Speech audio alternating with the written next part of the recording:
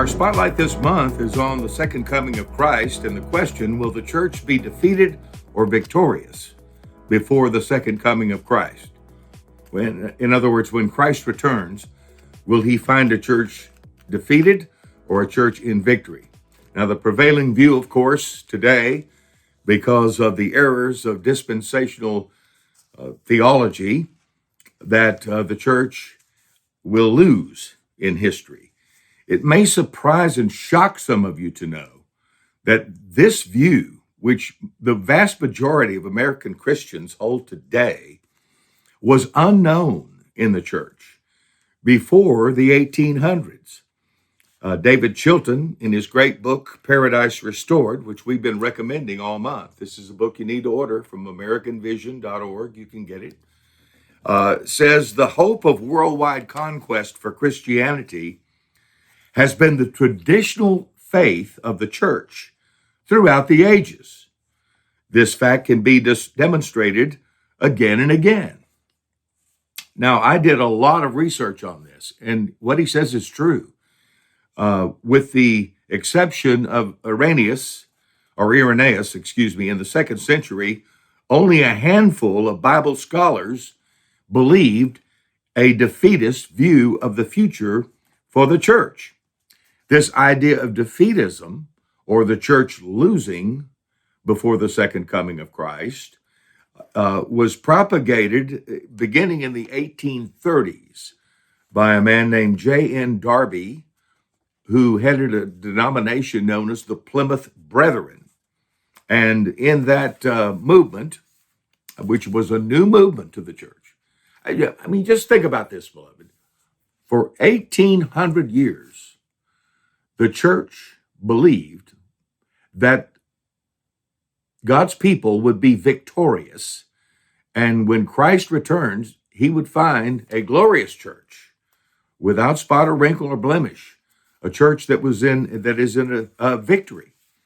And unfortunately, this new doctrine came on the scene in the 1800s and has become the prevailing view. Chilton says it's a good idea to be careful about new doctrines.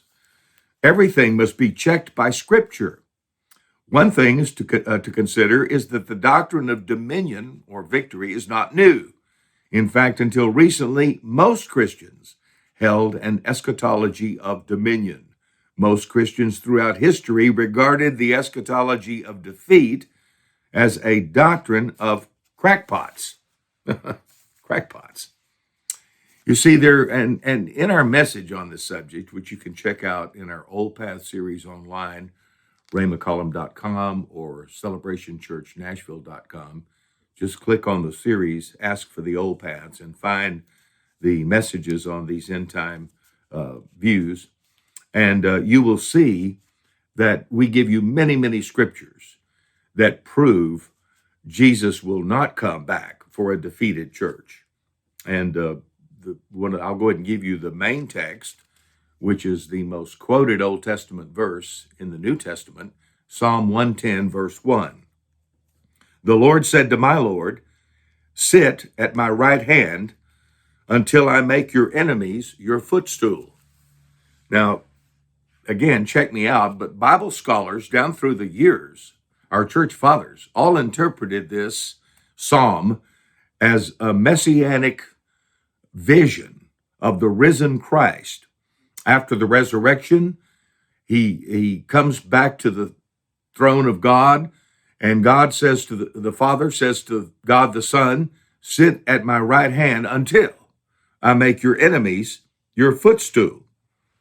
And it's an important verse. Greg Boyd, in his book God at War, says no other passage from the Old Testament is quoted more by New Testament authors than Psalm 100, verse 1. Its frequent citation should cause us to pay attention to what's being said. And what is being said? The Father has said to the risen Son, sit at my right hand until. In other words, there's something that has to happen in the earth before the second coming of Christ. And what is it? It is that God the Father will make the enemies of Christ the Son, his footstool. You're going to sit here until that happens. Now, friends, you don't have to be a prophet to know that many of the Christ's enemies are not a footstool for his feet. Actually, today it seems, if you're only going by what you read in the newspapers, that the church is in defeat and headed for more. But if you look at the scriptures, you will see we should all have an eschatology of victory. The church will win. We will be in a state of victory before the coming of Christ. Thank God he's coming. We'll have more on this next time.